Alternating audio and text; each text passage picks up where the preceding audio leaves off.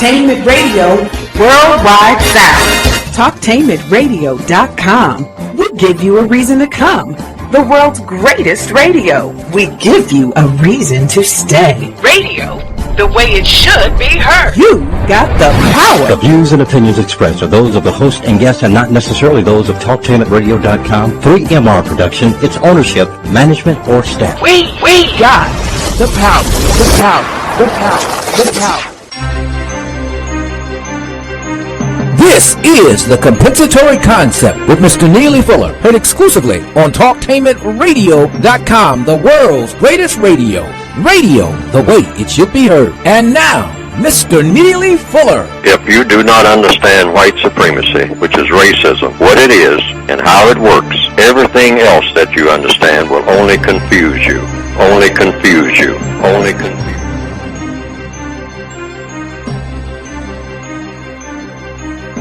This is The Compensatory Concept, heard exclusively on TalkTainmentRadio.com, radio, the way it should be heard, the world's greatest radio. I'm Brother Kahari, sitting in every week with Mr. Neely Fuller, who will be joining us shortly. Just want to add a little note here. You can get The Compensatory Concept live. We're here live doing it. And all you got to do is go to TalkTainmentRadio.com, which is where you are now if you're listening live, and then hit programs, and then, just hit click. Just click on the thing, listen, and it pops right up for you. And but if you don't catch it today, you can catch it tonight at 10 o'clock. It's a repeat of the program, and I think there's one other time. I'd have to get that for you, but I know it's at 10 o'clock tonight for sure, Eastern Standard Time.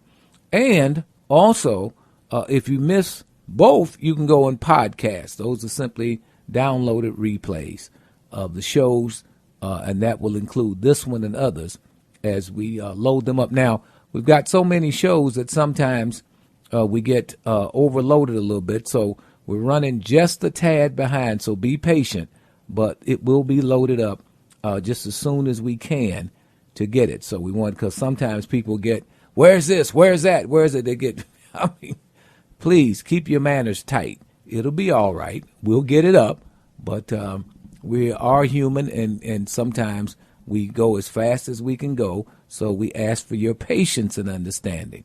All right, let's get to it. Let's bring in, of course, Mr. Neely Fuller, who is the author. By the way, you can pick up his two works at www.producejustice.com. That's www.producejustice.com. That's really one word, Produce Justice. And once you get on there, follow the prompts. It'll tell you exactly how to order one or both of the books. Mr. Fuller, how are you, sir? I'm still learning. Mr. Fuller, we got a lot going on, and then not much of anything going on, not much of a change, but it appears on the surface there's a change. But this morning I want to look at this whole notion of non-white faces up front. We see it in China. We see it in even the Kenyan thing. We see it with Iran. We see it with Saudi Arabia. But we know for a fact that 147 companies, or 1,138 so-called corporations. Corporation sounds like corpse, like when you die, something like it's a corpse or something. But all of those, it's been proven down to a science as to where the real power lies. But you see all these non-white faces up front. In China, you have what they call the yellow man, if that's what some people want to call them. You see yellow faces up front. In Saudi Arabia, you see brown faces up front. In Iran, you see brown faces up front. And, of course, in this area of the world, known as the United States, you see black faces up front. Mr. Fuller, is this a deliberate strategy, or are non-white people truly gaining a foothold and really taking over the world? Mr. Fuller. Well, it's a whole lot of one and just a little bit of both, but and they're not taking over anything.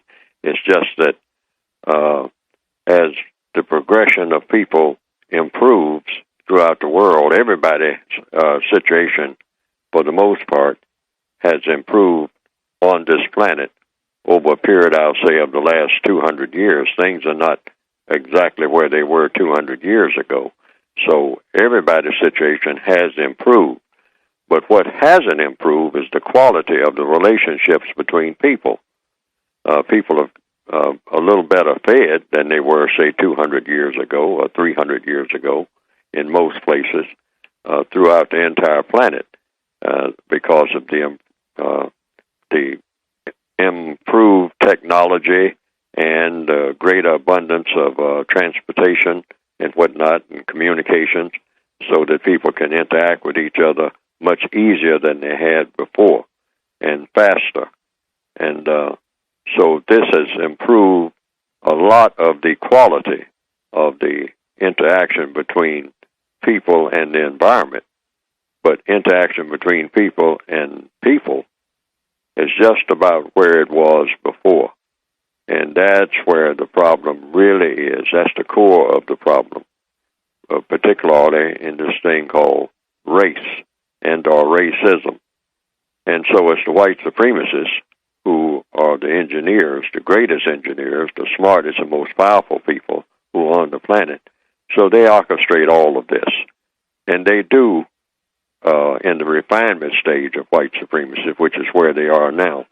They have decided to put a lot of black faces up front in various areas of the world, or non-white collectively, put them out front to make it look like everything is going a lot smoother than it really is. Mm-hmm.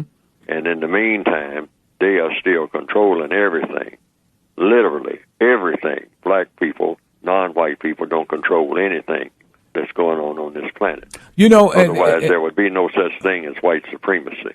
What's interesting is that even if you look behind Saudi Arabia, the OPEC nations and all of that stuff that we saw pushed out front in the 70s and 80s and 90s, we go back and we find that the people who really were controlling all of that stuff were not the Saudis. They were the so-called British.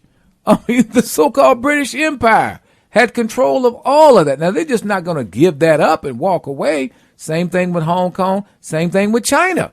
You figure there was Taiwan, then there was China. But you look at who funded Mao Zedong, who he worked for, and you look at all of this stuff, and you begin to get a whole different picture of what's really going on, because you see these non-white faces being shoved up front 24/7. What is the objective of this, Mr. Fuller? It's the refinement stage of white supremacy. White supremacy goes through 4 stages. It started sometime in the distant past. I don't know exactly when. People argue that it's 400 to 500 years. Some people say 600 years. Some people say 2,000 years. They jump that far back. And some people say as far back as 6,000 years, that the ideology and the actual practice of racism has been the dominant force for that long. I say I don't know, because many people argue about how many years it's been. And just like in many facets of religion, there's no concrete way of anybody telling for sure exactly when it all started, because there are so many different people who have different views on when it did start. So that argument goes on and on and on. I just simply say I don't know, because I wasn't here when it started. And I just go by the different arguments that I hear, and it just depends on what somebody wants to believe. But it started somewhere, at some time. Otherwise, we wouldn't be having this conversation today. So there is such a thing as racism in the form of what I say is white supremacy. So they got it started, and then like any business, which it is a business, the business of mistreating people based on color and gaining benefits from it. So it started at some time, and that was the establishment stage. Then they maintain what they started, just like any business. If you start a business, you try to maintain your business if it's a profitable business. So they kept it going, and they have kept it going ever since it started. And that's the maintenance stage, the second stage. Then the third stage is expansion. Like in any business, you want to expand your business once it's off and running, once you're able to maintain it and keep it steady. So you look around for better ways to expand your business. So the business of white supremacy expands by the number of people that come into the business as servants and are slaves to the business. And that would be the non-white people who are born every day, because the system is already in place. So every non-white person that is born on the planet is born in the system of white supremacy as a servant to the system that's already in place, because there is no other system in place other than the system of racism, white supremacy. Then the fourth stage is the refinement stage, meaning once you get it established and then you maintain it, and then you take in more and more people. I mean, you got more and more employees, you might say, like in a slave system, coming into it because they're born, and you take care of your chickens, your flock, and whatnot as they are born in the poultry house, you might say. And then you look around, and then you say, well, we're going to refine it. We're going to paint, put better paint on the barns that we have. We're going to tweak it where it needs tweaking. I mean, our transportation system needs to be sped up. We need to move our slaves around, dislocate them every now and then. So we're going to refine that process, see how we can improve it. So like any business, you want to improve your business all the time. And that's the stage that they're in now. That's the last stage of white supremacy, when you call the perfected stage. And that means that you make it look like, since white supremacy is based on deception and violence, you want to make it look like your operations really don't exist at all, like any sophisticated criminal enterprise. And the system of racism is a criminal enterprise. It's a world criminal enterprise. So you want to make that enterprise look legit. You want to make it look like it doesn't even exist at all as a criminal enterprise. So you give all kind of fancy labels to what you're doing, but really it's all criminality. So then you put people up front saying that this is all in the name of freedom. This is all in the name of motherhood and apple pie. But what it really is a system where people are just being oppressed on a massive scale. But you can't tell it because they have all of these polished buildings and glass and smoke and mirrors, or if you want to put it that way, and suits and ties and pretty dresses and hats all up front and all on the dark-skinned people, and make it look like everybody is just rolling around in prosperity. But that is a false image, because behind the curtain are people who don't have a biscuit, people who are starving, dragging themselves across deserts, trying to find some plant to eat, some type of animal, eat a lizard or whatever they can find. I mean, with their babies in their arms, by the millions, each and every day. But up front, up on the stage, you have the carnivals and the sideshows and the tinkling bells and the shining lights and all of the glitz and glitter. And it gives the impression that all is well. And the white supremacists look around and say, well, everything is just fine. What's the complaints? I mean, why is anybody being angry about anything? I mean, these must be just some troublemakers who are throwing things, and whatnot, and saying that we're not running things the way that they ought to be. So that's the refinement stage. And a lot of the victims who have been chosen to be showcase people, the black faces up front, the non-white faces up front, will say, what's the problem? Everything is just fine. I'm doing okay. Mm-hmm. And they say, well, what about all other people? Well, it must be because there's something wrong with them. They're just trifling. They don't want to work, yeah. Yes, they don't want to work. They don't want jobs. They just want to sponge off of people. They want to be gangsters and whatnot. But the master gangsters are the people who even make the smaller gangsters. You're not looking at the big picture. Wow. And that's the system of white supremacy. That's what you call it in capital letters. That's Okay. the only government on the planet. There is no other government. We have a caller that wants to chime in. Caller, you're on the air. Go ahead. I just want to listen. Well, you can listen by the computer. We don't. I thought you had a question. Do you have a question? No. Okay, then I appreciate it. Thank you. Okay, Mr. Fuller, go ahead. I think the most important thing. By the way, callers, we can't afford to have people who call and listen on the phone. You have to go to talktainmentradio.com to listen to the show. I mean, that's the way in which we are set up, and that's the way that we can do it from an affordable standpoint. So please make sure when you call in that you have a question or a comment that you would like to make to Mr. Fuller.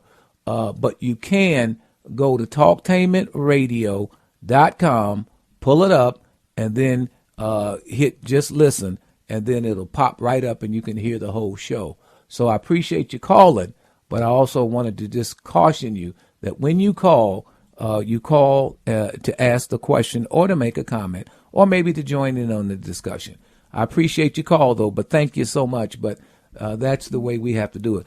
Mr. Fuller, as we talk about, the events come and go. You see the Obamacare stuff. You see the Kenyan situation. You see the Iranian guy come over and make a speech at the UN. I mean, just Syria just goes on. And now you've got the Ted Cruz doing his thing on the budget. But despite all of that, what we're seeing is this non-white faces up front thing, I think, really confuses a lot of people. And then, like you said, you've got those faces up front who are saying everything is all right. They're living large. You see them, they get basketballs and they get diamonds. They got Mercedes. They got investments. They got land. They got 20 cars. They got all the, glitz and glamour that one could ever think about. And so what happens is that people focus on them and they begin to challenge them as the problem. If there's a mayor, if there's a governor or a president, they challenge them and not the powers behind it. Is that right, Mr. Fuller? That's correct. It's called shadow fighting.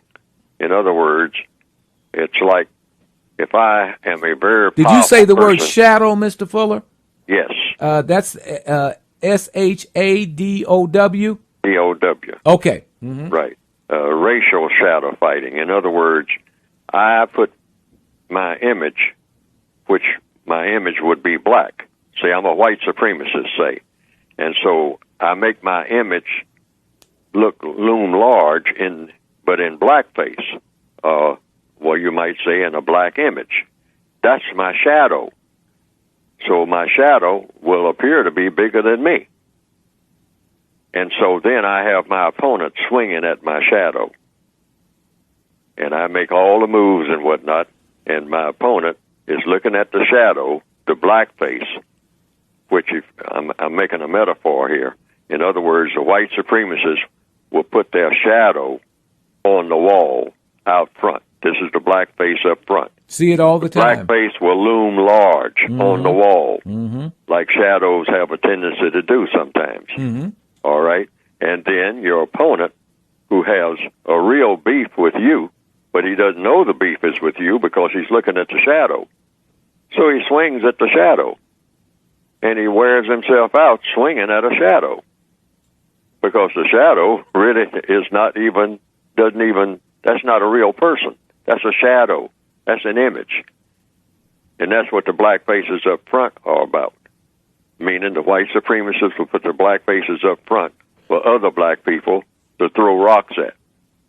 And nothing ever gets done because the white supremacist is making the shadow and they're sitting back laughing at the whole situation. And that's what they do all over the world in the refinement stage of racism. And we see it all the time. You see it all the time. All the time. So they will come and put papers on President Obama's desk and tell them about this is going on here, and you got the drone here, and you got to do this, and you got to kill some people over here because they are making trouble and whatnot, and you're going to have to build up some people over there because these are the people who are helping us to do the correct thing and all like that. But directly or indirectly, and it's always done indirectly for the most part in the refinement stage. The white supremacists, you never know you never hear their names. And if you do hear their names, you don't recognize them as being white supremacists. So these are the people who are behind the scenes who will say this has to be done, but they want President Obama's signature on it. Anything that's going to be harmful for non-white people, they want his signature on it. Yeah. So he's just doing what he's told. He's going by what he calls the intelligence gathering that he's being given. So he looks at it and says, well, this sounds reasonable from what you're saying, but the white supremacists are the smartest people on the planet now. So everything that they say sounds reasonable. So they use black politicians, they use black entertainers, black sports figures, all of that to produce this black faces up front effect. Mr. Fuller, we got a call. Caller, go ahead. You're on the air.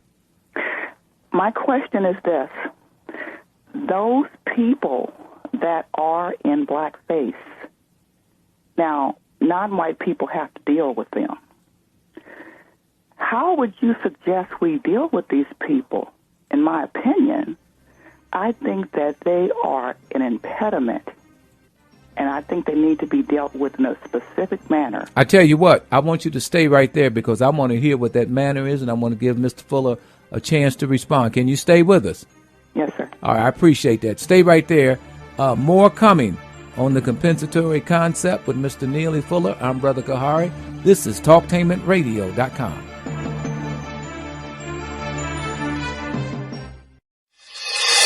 We go where you go. Download the new Talktainment Radio app to your Android, iPhone, or tablet. Now you can take us wherever you go, and it's free. Download today. The world's greatest radio, the way it should be heard. Would you like to increase your physical well-being without frightening or harmful side effects? Do you believe in aliens, UFOs, or things that go bump in the night? Would you like to find ways to relieve stress and tension naturally? Have you ever wondered what a psychic might tell you? If you answered yes to any of these questions, then join us at the Universal Life Expo on Saturday and Sunday, October 12th and 13th at Veterans Memorial. Admission includes access to over 110 free lectures, being able to walk a peaceful labyrinth, watching the construction of a sacred Tibetan monk's sun mandala, and visiting almost 350 booths filled with body, mind, spirit treasures, products, and practitioners. Volunteers are admitted free, and to volunteer, call 1-855-4ULE-XPO or send an email to ulevolunteers@yahoo.com. For more information, details, and coupons, visit uleexpo.com and call us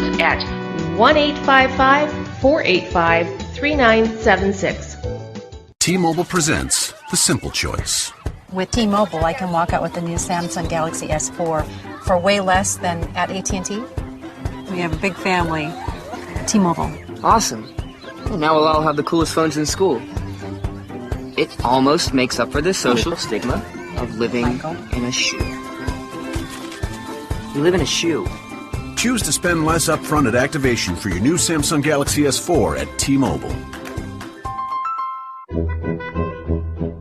Every baby can have the freedom to move their way in Pampers Cruisers.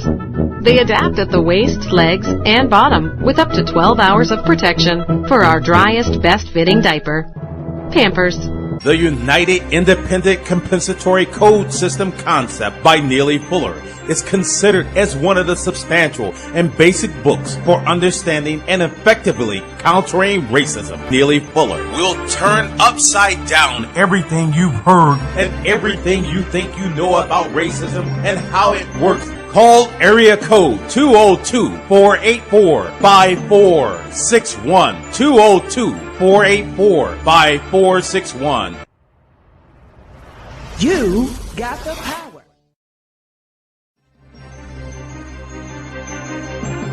This is the compensatory concept with Mr. Neely Fuller, heard exclusively on TalkTainmentRadio.com. We are dealing with the question of non-white faces up front, more specifically, black faces up front. Everywhere we look now, we see blacks in prominent positions. We see Chinese in prominent positions. We see Iranians. We saw the Kenyan situation. We see black fakes being, non-white faces being prominently featured. Does this mean that white supremacy is over, or is this the highest stage of refinement?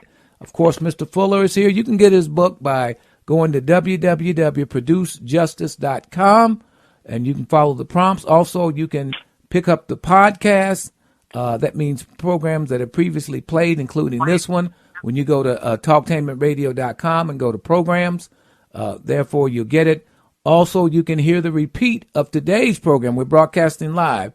You can hear the repeat of it tonight at 10 p.m. All right, Mr. Fuller, we have a caller, and we've got another one waiting to ask the question. But let's go to the person who was asking a question about how do we deal with those black faces up front. Caller, can you kind of repeat what you said? Yes. And then go ahead. Yes, sir. Those of us who recognize what we're looking at with white supremacy, we can see the white supremacists. Most times we know what we're dealing with. But when they present the black face up front, then we get confused, or they become an impediment to the elimination of white supremacy. My question is, what should we do with these people? Something needs to be done with them. Interesting. Mr. Fuller?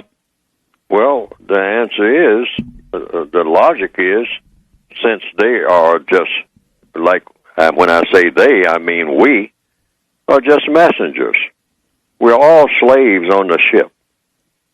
All non-white people are slaves on the ship of white supremacy.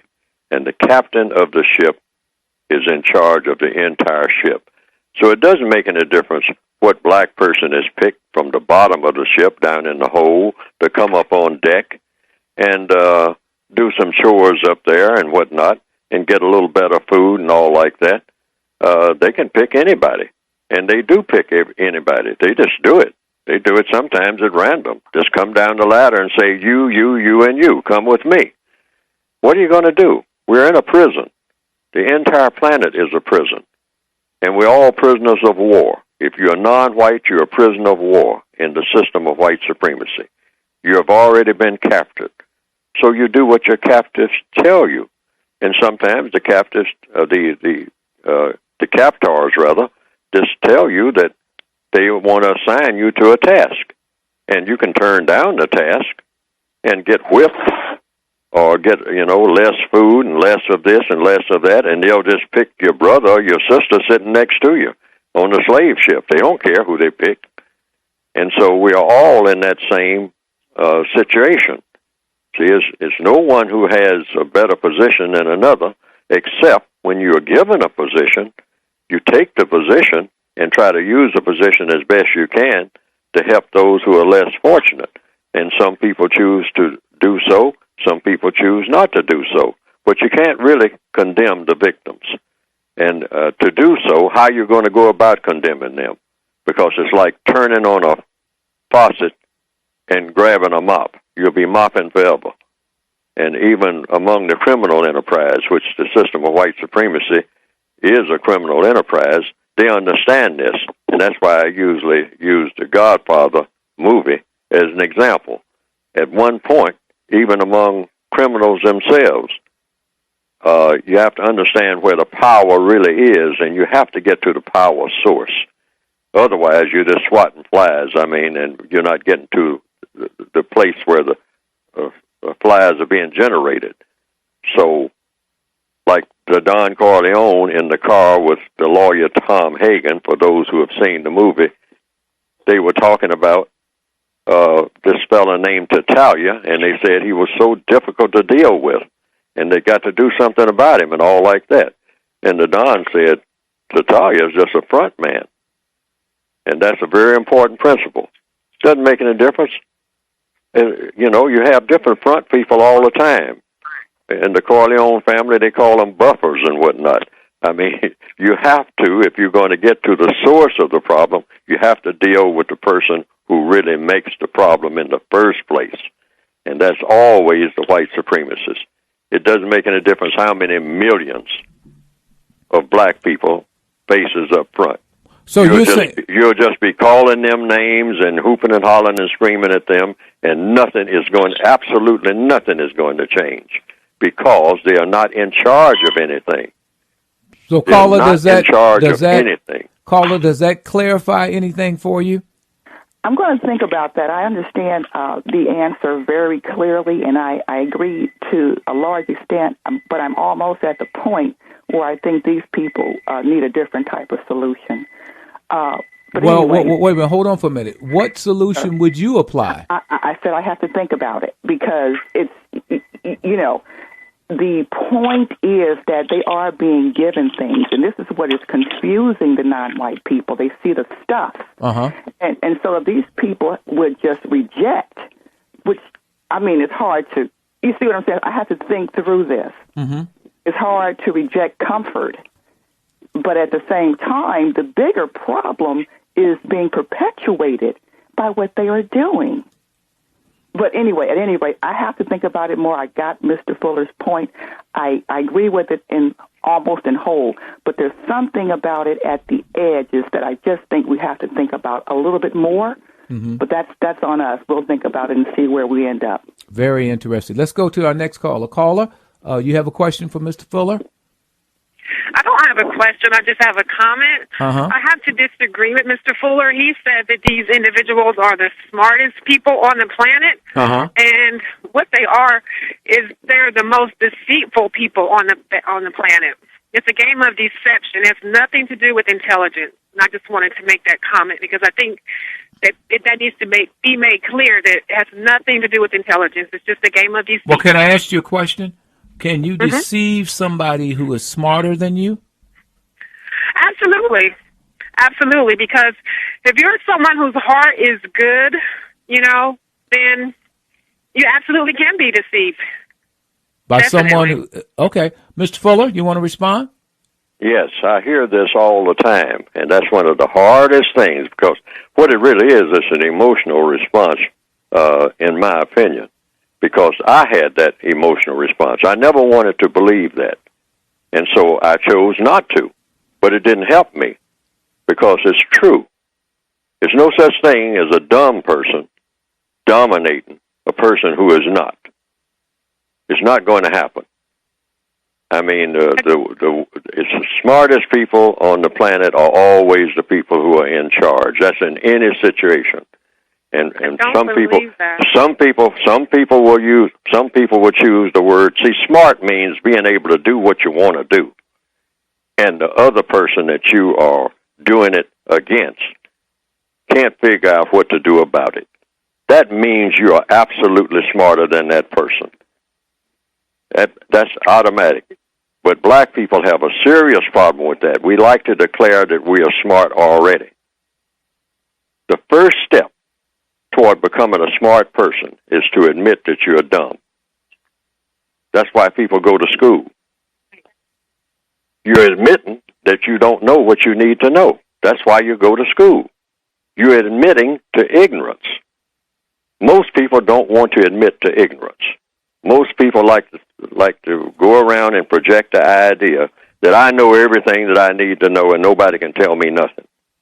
And I don't need to learn anything, because nobody is as smart as I am. And that is a recipe for disaster. But the person that walks in and say, everybody is smarter than me, that's the person who's going to learn everything. Because he's going to start with the premise that everybody is smarter than he is, which means, or she, and that means that I got to get busy and get smart. Because all these other people are smarter than me. Now that's the person that's going to learn. But all my existence, I've heard particularly black males, more than black females. More than black females, I've heard black males standing around in the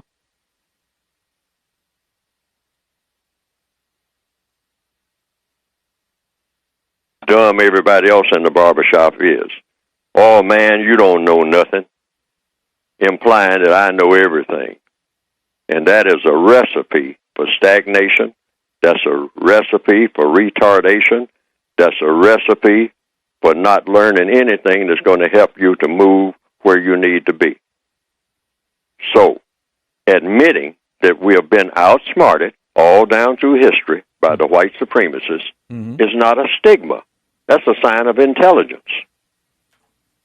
Okay. And so it means we get smart. That's that recipe. We can't keep sitting on a rock talking about how smart we are and how great our ancestors were.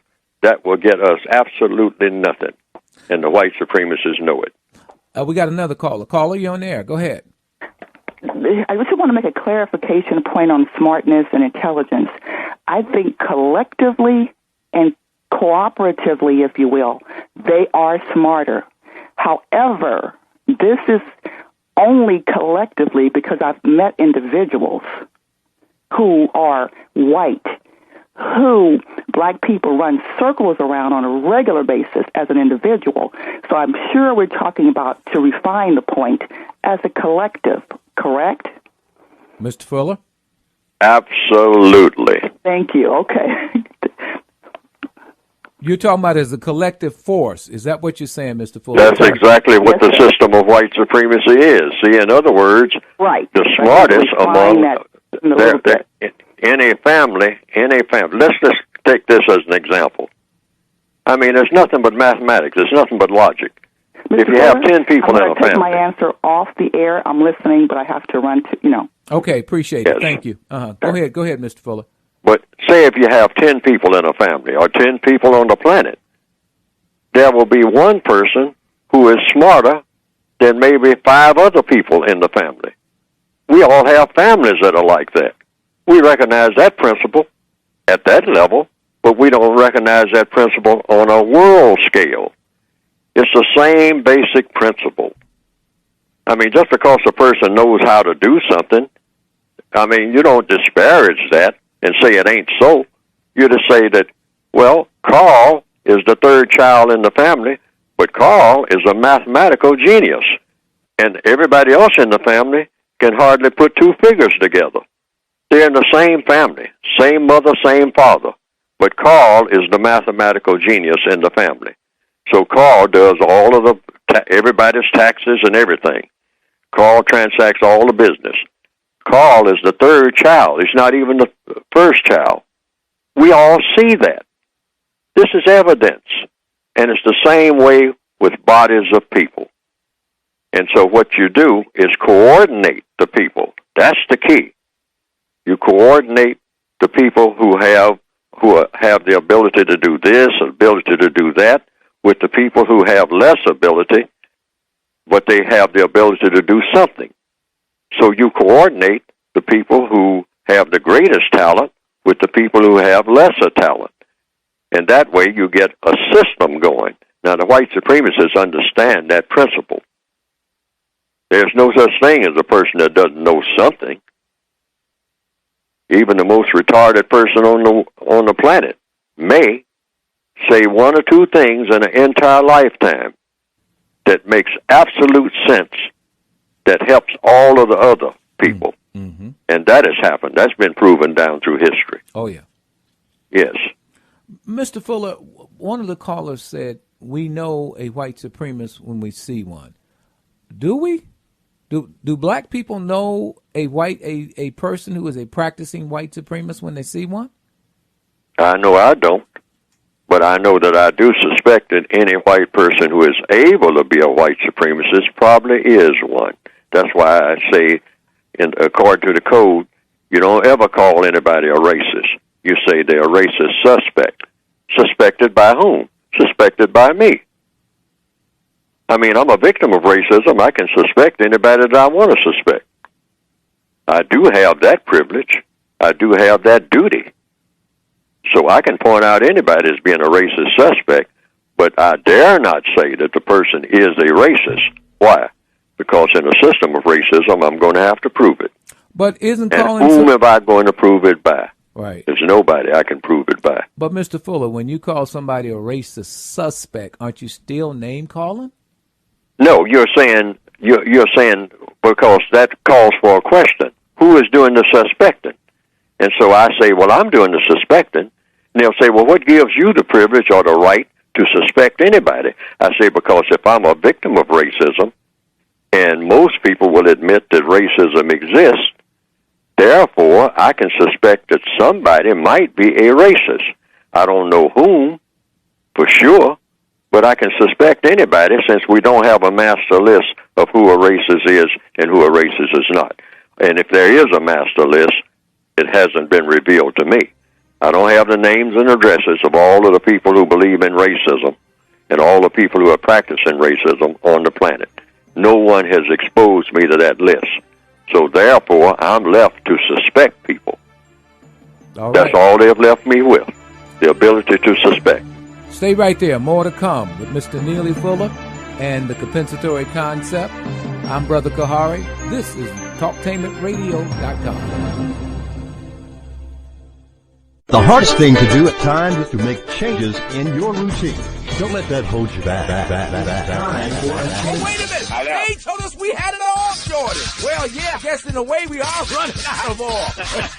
Your opportunity is now to get up-to-the-minute information, great entertainment, and stimulating talk programs on your computer. Just log on to TalkTainmentRadio.com. Click Listen Live to hear a program. TalkTainmentRadio.com can also be heard on your cell phone. Talktainment Radio. We go where you go. Look out, automobiles. Here we come. Now that's radio. The world's greatest radio. Radio, the way it should be heard. In 50 feet, turn left. Why are you driving so slowly? After a few drinks, I'm taking it slow. Well, you're not fooling the cop behind you. What? Get ready to pay in 0.1 miles. Getting pulled over for buzz driving could cost you around $10,000 in fines, legal fees, and increased insurance rates. Nothing kills a buzz like getting pulled over for buzz driving, because buzz driving is drunk driving. Brought to you by the National Highway Traffic Safety Administration and the Ad Council. My name is Al Edmondson. I'm a business owner and community organizer. I want to encourage you to visit the King Lincoln District, our community. It's a great place to live, work, and worship. Catch a show at the Lincoln Theater. Enjoy smooth jazz at the King Arts Complex. Enjoy great food and visit our historical churches and newly remodeled homes. Live, work, and worship the King Lincoln District.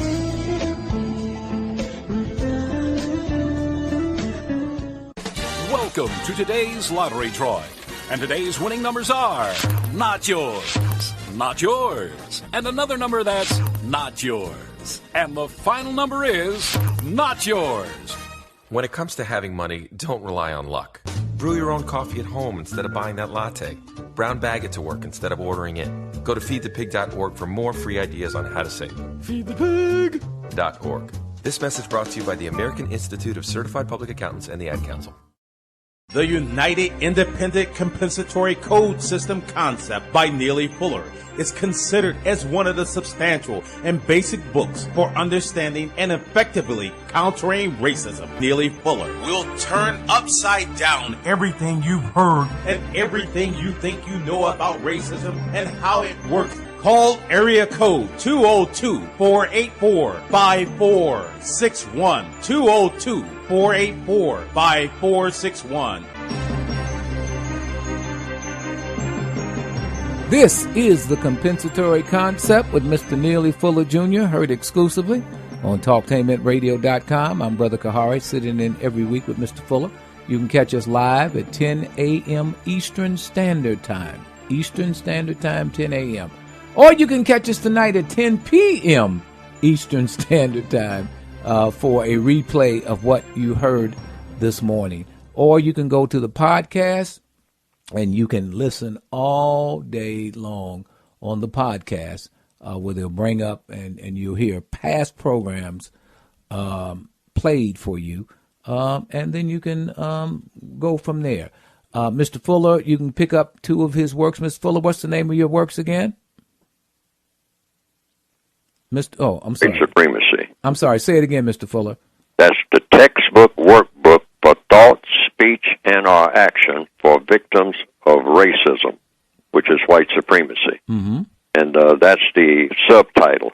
The basic title is called the United Independent Compensatory Code System Concept, but that's a long title and complicated, but it's explained in the book. But the simple title is that it's a textbook workbook for the individual victim, so that you can function as an individual on the job and everywhere else, telling you what to do and what to say, how to conduct yourself wherever you happen to be on the planet, as a victim of racism. If you're classified as non-white, it's presumed that you are a victim of racism. So you have to be able to, as an individual person, go here, go there, and conduct yourself in a manner that whatever you do and say works for you, not against you. That's what the book is designed to do. Okay. Mr. Fuller, let's take a caller. Caller, you're on the air. Caller, you're on the air. Hello, caller?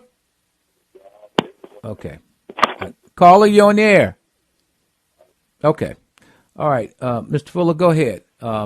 When we look at this racist suspect, are there keys that are what we might call keys that are indicators of whether a person is a racist suspect? Are there something that sets this off in your mind that gives you greater cause in dealing with a certain person than you would another? Mr. Fuller. No. It's just that we're in a system of racism. It's very difficult for a white person to be born in a system of racism and not be a part of the system of racism because he or she is born in the system. The system is already in place. The average white person, by the time they're 15 years old, will know the rules of the system of white supremacy. They pick it up by osmosis. Nobody sits them down and says, now look, this is how you go about mistreating black people. No, it's not done that way. All they have to do is to look at the world around them. And just like you see people going to a ball game and whatnot, and everybody's going in the direction of the stadium, you just go and follow the direction that everybody else is going in. Nobody's saying anything, but you see people wearing their baseball caps and all like that, and the local team. So you just get out of your car and follow the way that the crowd is going. And that's the way the system of racism works, just by osmosis. You just blend right in if you're white, because you're in a white neighborhood, most likely, what they call a white neighborhood. You do what all other white people do, and little by little you notice that, well, we don't act the same way than when we're around the dark-skinned people. I notice mom and dad doesn't do that. I notice all my cousins don't do it. All of my associates don't do it. I don't really figure out what this is all about, but little by little, I just follow what I see everybody else doing. So then, just by osmosis, I am now in the army of the white supremacists. And nobody has told me that that's where I am, but hey, I was born in the army. You're born on the army base. So you act like the rest of the soldiers on the army base. You become a soldier without even knowing how you became a soldier, because that's all you ever knew. You never knew a world that was different from that. So individually, you expect or suspect any white person who is able to be a racist probably is one. Why? Because the whole world is dominated by white supremacy. Now, what does the term "is able" mean, Mr. Fuller? The term "able"? No, you said "is able." What does that mean? It means you're not senile and you're not infantile. See, a baby doesn't know the difference between one color and another until they're taught. They're taught that purple is purple, and orange is orange, and black is black, and white is white. You have to be taught that. Otherwise, you're just looking at stuff. If you're a baby, you're a 6-month-old baby, you don't know too much about colors or what the colors are supposed to mean. You don't know what, you're in a car, you're strapped into a car seat, and the car comes to a stop at a red light. The baby sitting in the car seat is looking at the red light, but the baby does not know the significance of the red light. The driver of the car knows the significance of the red light. But at a certain age, at a certain point, the baby will become accustomed to the car stopping at the red light. And that's when you have your choice to make when it comes to race. When you start seeing white people, you start noticing that there's people called white people. There are people called non-white people. And the darker the skin, they call that the darkest of the non-white people, the black people. Sometimes many of the shades of black, brown, red, yellow, are still called black. Right. You have to learn that. Somebody has to teach you that. Or you learn it just by following what everybody else does or how they act, by everybody else meaning other white people, around people who are the different shades of black, brown, red, yellow, tan, and they notice that the behavior is different. Let me ask you something, Mr. Fuller. Is this generation of young white people, in contrast to this generation of young black people, this current generation, let's say between 20, 21 and back, do you see them as being less? I mean, do you see them as not being racist at all? Do you see them as being more slick about it? Or do you see them as being a continuation of the same system? Many of them at a different level and a different age are confused.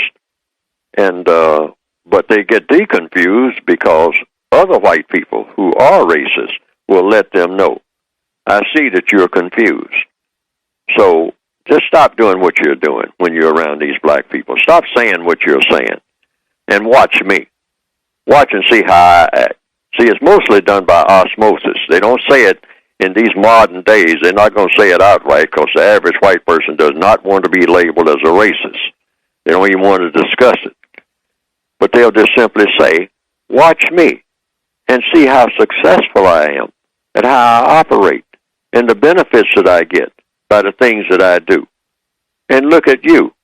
You're around here imitating the black people, and they are nothing to imitate. I mean, you can't get anything out of that. You start doing everything that they do, next thing you know, you're going to be in the shape that they're in. See, and little by little, the average white person becomes aware of that. See, I'm hanging out with my black friends, and, you know, and what do my black friends do? They're standing in the welfare line, and they're always short of gas for the car, and hey, this is not working. And the average white person who hasn't been told anything will come to the conclusion that it's not very profitable to be black when you can have a choice of being white. There's more profits attached to being white than it is to being black. Just that alone is a great incentive to remain white and stop just hanging around black people trying to do everything that you see black people do the way the black people go about doing it. But, Mr. Fuller, that belies some of the images that are out there of LeBron, of some of these rap stars that, Floyd Mayweather, Oprah, all that stuff. It seems that those are the images that a lot of young white people are following. So why is that a bad choice, Mr. Fuller? Oh, that's if they rise to that level. But see, also they have a comfort zone, a base from which to work and make that choice. See, I mean, you have a lot of white people who will admire a black basketball player, but you got to keep looking at another thing, too. They can always go and see the basketball game. Now, where does the money come from? It comes from being white. That's where it comes from. Because a lot of them don't even have jobs, but they are connected with other white people that have jobs. That's why they are not short of the big price tickets to sit on the front row and watch a black basketball player play basketball. See, I'm talking about, a lot of people call it white privilege. It's actually white supremacy. It's a lot of benefits right out of the gate. I mean, even when you're born with benefits. I mean, automatic benefits. Your father's not standing in the unemployment line. That's why when you come and ask him for the car keys and ask him for money, he just shells it out and say, what are you going to do now? You're getting all this money from me. Well, I want a first-class ticket to go and look at the World Series. And he gets it. Whereas the young black, his schoolmate that he admires and all like that, is over there struggling in a house full of brothers and sisters, and none of them have jobs. They're not going to first-class basketball games or any other kind of game. They're out there trying to sell, ice cream cones or whatever they can do in front of the stadium. Mm-hmm. Just to help Grandma, get her pain medicine. See, it's a big difference between being white and being black in a system of white supremacy. Otherwise, we wouldn't be having these conversations. Now, what can young white people do to break the system or break the grip of white supremacy? Expose it for what it is, and also step forward like some of them do, just a few, and say, I'm a racist. I've talked to white people who say, I got to admit that I'm a racist because I'm a part of a racist system, and I don't want to give up my benefits, and I know that I'm a racist, but I'm fighting it. Like one lady told me, she said, I'm a recovering racist. She gave herself that title. I didn't call her that. She says, I'm trying to recover. I don't know what she meant by recover. I don't particularly, to me, that's not the best choice of words, but she can choose whatever word she wants to call herself.